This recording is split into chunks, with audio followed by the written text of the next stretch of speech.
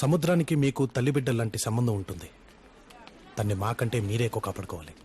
ఎక్కువ చేపలు పడదామని ఉంటుంది, కానీ సముద్రం నుంచి ఎక్కువగా చేపలు బయటికి తీయటం వలన చాలా ప్రమాదం ఉంది. మీకు కావాల్సినంత వరకు పట్టుకుంటే పర్యావరణానికి మంచిది. మళ్ళీ సముద్రంలోకి వెళ్లేలోపు మీరంతా ఒకసారి కూర్చొని మాట్లాడుకుంటే బాగుంటుంది. ఎమ్మెల్యే దేశపాండే తమ్ముడు, రేపు మీతో పాటు సముద్రంలోకి నేను వస్తాను. మిగతా అక్కడ మాట్లాడుకుంటాను. ఏంటి ఇక్కడ దాకా వచ్చారు? పార్క్ విషయంలో బాయ్కి నీ మీద చాలా కోపంగా ఉంది. భాయ్ కోపం, నీ కోపం, నా కోపం తొక్కల కోపాలు. నేను ఈ సృష్టి కోపం గురించి మాట్లాడుతున్నాను. బాయ్ కోపం వస్తే ఎలా ఉంటుందో నీకు తెలియదు. నిన్ను చంపేసి సముద్రంలో పడేద్దామని వచ్చావు. ఎలా చెప్పను నీకు? నేను ఆకాశం, గాలి, భూమి, ఈ సముద్రం, వీటి కోపాల గురించి మాట్లాడుతున్నాను. బాయ్ కోపం ఎలా ఉంటుందో నీకు చూపించాల్సిందే. ఇందాక దేని కోపం అన్నావు?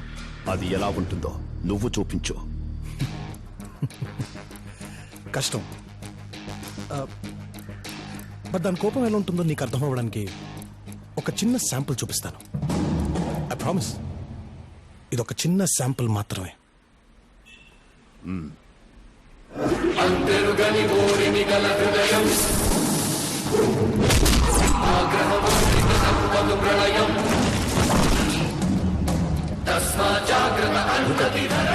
భూకంపం గురించి వినే ఉంటారు.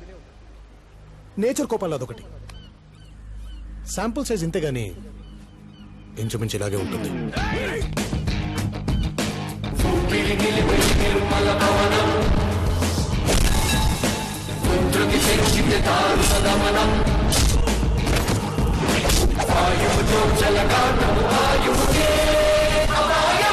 సుడిగాలు తెలుసుగా?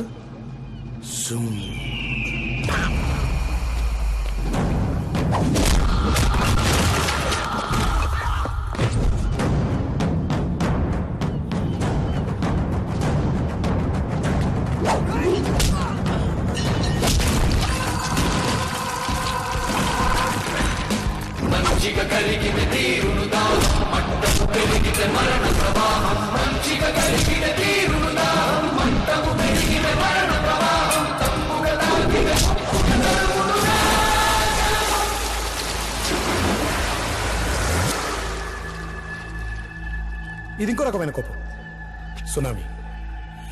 కాకపోతే అల్లలు ఇంకొంచెం హైట్లో లేస్తాయి. ఆ హైట్ కూడా చూడాలంటే నీతో ట్రై చేద్దాం.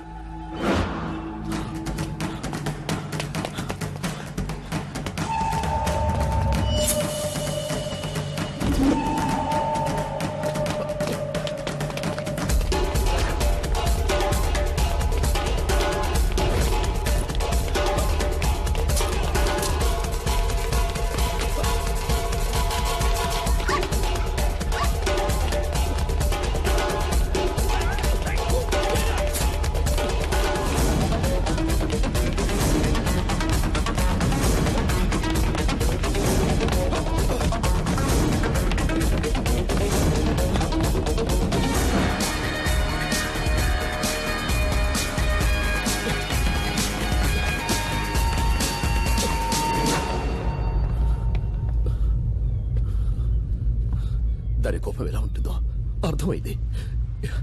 ఇక చాలు. నేచర్ కోపం రాకూడదు. వస్తే మనం ఎప్పుడు కావాలంటే అప్పుడు ఆగదు. దాని ముచ్చటంతా తీర్చుకొని దానంతట తాగాల్సిందే.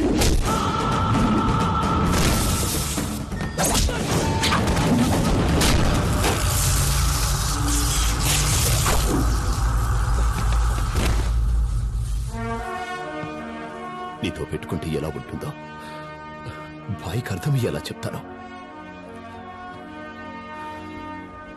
నాతో పెట్టుకుంటే కాదు, నేచర్తో పెట్టుకుంటే.